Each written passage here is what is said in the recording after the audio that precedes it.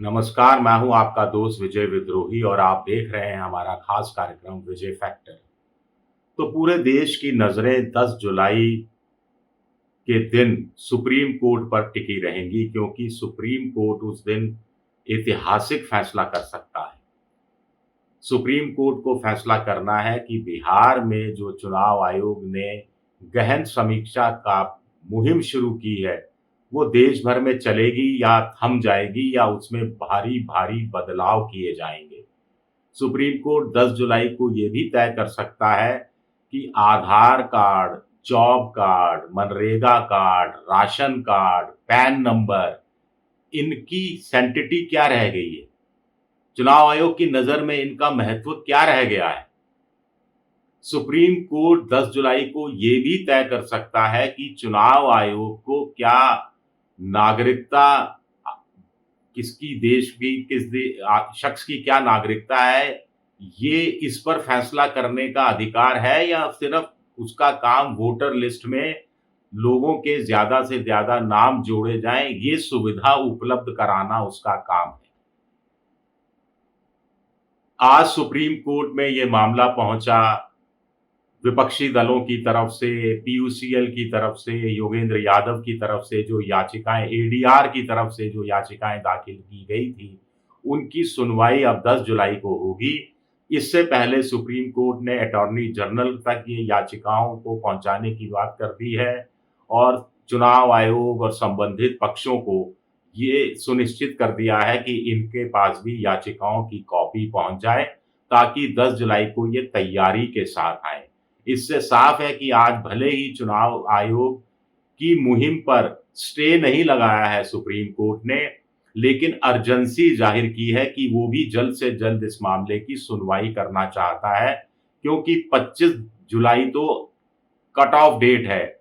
यानी 25 जुलाई तक जिन मतदाताओं के नाम वोटर लिस्ट में, ड्राफ्ट वोटर लिस्ट में शामिल नहीं होंगे, वो एक तरह से मताधिकार से वंचित रह जाएंगे। तो सुप्रीम कोर्ट के पास समय कम है, अपोजिशन की पार्टियों के पास समय कम है, चुनाव आयोग के पास भी समय कम है। चुनाव आयोग के पास तो समय कम पहले से ही कम था, फिर भी इतनी बड़ी एक्सरसाइज के लिए वो तैयार हो गया। मुख्य रूप से सुप्रीम कोर्ट के सामने विपक्षी दलों की तरफ से, पीडीआर की तरफ से यही दलीलें दी गई कि चुनाव आयोग इतनी भारी भरकम कार्रवाई चुनाव से ठीक पहले कर रहा है, उससे बहुत बड़ी संख्या में 20% वोटरों के नाम कट जाने की आशंका है, जिसमें गरीब है, महादलित है, महापिछड़ा है, अल्पसंख्यक है। ये भी दलील दी जा रही है कि पूरी कार्रवाई में पारदर्शिता नहीं है। ये भी दलील दी जा रही है कि आखिर आधार कार्ड को जायज़ क्यों नहीं ठहराया जा रहा, वोटर आई कार्ड को वोट देने का अधिकार से जोड़ा क्यों नहीं जा रहा, मनरेगा कार्ड को, जॉब कार्ड को और इसके साथ-साथ जो सरकारी के कुछ कार्यक्रमों से जुड़े हुए कार्ड हैं, पैन कार्ड है, उसको क्यों महत्व नहीं दिया जा रहा है। हालाँकि चुनाव आयोग का कहना है कि 11 आधार बनाए हैं, लेकिन मुख्य तौर से तर्क ये दिया जा रहा है कि जो चुनाव आयोग 2-3 महीने पहले मतदाता सूची को आधार से जोड़ने की मुहिम चलाने की बात कर रहा था, वही चुनाव आयोग को अचानक क्या हुआ कि उसने आधार कार्ड को एक आधार मानने से इनकार कर दिया। आधार कार्ड अब पहचान हो गई, भई व्यक्ति की पहचान है, नागरिकता का प्रमाण पत्र आधार कार्ड नहीं है, ये चुनाव आयोग का कहना है, मोटे तौर पर। लेकिन चुनाव आयोग भी भांप रहा है कि सुप्रीम कोर्ट में दूसरा पक्ष क्या दलीलें देगा। क्या इसी का जवाब देने के लिए चुनाव आयोग ने अपने इंस्ट्रक्शंस में थोड़ी अदला-बदली की?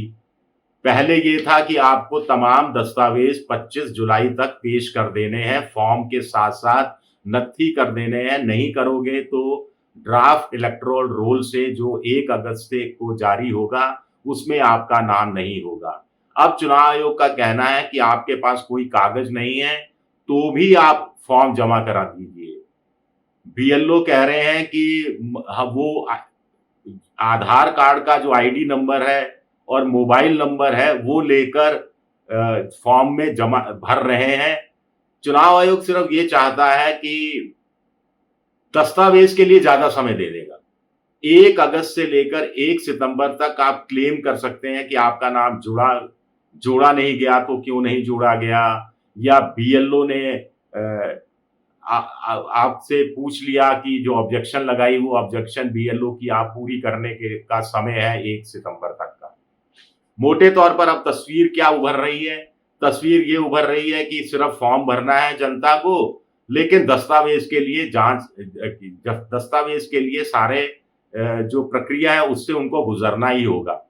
पहले ये काम 25 जुलाई तक हो जाना था, अब 1 सितंबर तक हो जाएगा। 1 अगस्त से 1 सितंबर तक का समय मतदाताओं को मिलेगा। बीएलओ जाएंगे, कहेंगे कि साहब आपने अपना फॉर्म भरा है लेकिन आपने दस्तावेज तो जमा नहीं किए। 1 सितंबर का समय है, 1 सितंबर तक आप दस्तावेज जमा कर दीजिए। मजे की बात इसमें यह है कि जो ईआरओ है, इलेक्टोरल रजिस्ट्रेशन ऑफिसर है, जो एसडीएम लेवल का अधिकारी होता है, उसको फील्ड सर्वे के अनुसार किसी का नाम इंक्लूड किया जाए या किसी का नाम एक्सक्लूड किया जाए, वो अधिकार भी अब दे दिया गया है।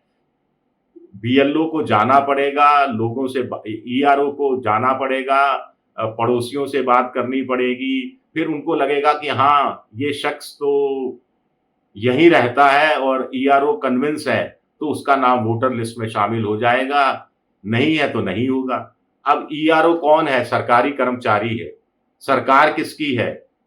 एनडीए की है। दिल्ली में सरकार किसकी है? एनडीए की है।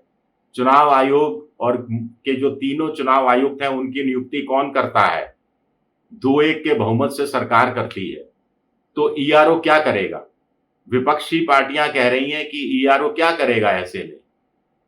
कुछ लोग तो अभी से कह रहे हैं कि मतदाता सूची तो तैयार हो चुकी है पहले से, कि मुसलमानों के नाम काट देगा, जिनका सरनेम यादव है उस पे कैंची चला देगा, जो महागरीब, महादलित, महापिछड़े हैं उन पर कैंची चला देगा।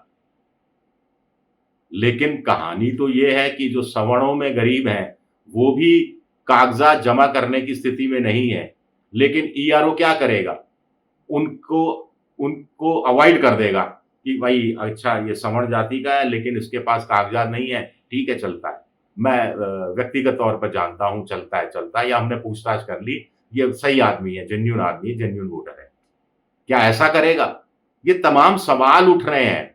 मैं किसी पर कोई आरोप नहीं लगा रहा, लेकिन ऐसे सवाल जब चुनावी प्रक्रिया के दौरान उठते हैं, वोटर का आत्मविश्वास, विश्वास डगमगाता है, चुनाव आयोग की क्रेडिबिलिटी खतरे में पड़ती है, तो ट्रांसपेरेंसी लाने की जिम्मेदारी, पारदर्शिता लाने की जिम्मेदारी अंततः चुनाव आयोग पर ही आ जाती है।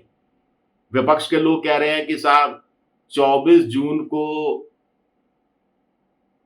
एक प्रपत्र जारी होता है, 25 जून तक या 26 जून तक 4 लाख वॉलंटियरों आ जाते हैं, ये अचानक कहां से आ जाते हैं? 80,000 बीएलओ का चयन हो जाता है, 80,000 बीएलओ की ट्रेनिंग हो जाती है। ये आनन फानन में कैसे चयन कर लिया गया? कौन वॉलंटियर है उनकी लिस्ट नहीं दी जा रही है, उनके बारे में पता नहीं। कांग्रेस का कहना है कि ये वॉलंटियर है या ये पन्ना प्रमुख और अर्ध पन्ना प्रमुख है जो ये काम कर रहे हैं। अगर वाकई में कांग्रेस के आरोप में दम है तो मतदाता सूची कैसी होगी आप अंदाजा लगा सकते हैं। अब देखते हैं, पाला सुप्रीम कोर्ट की पास है। शुक्रिया, मेरा ये वीडियो देखने के लिए बहुत बहुत शुक्रिया।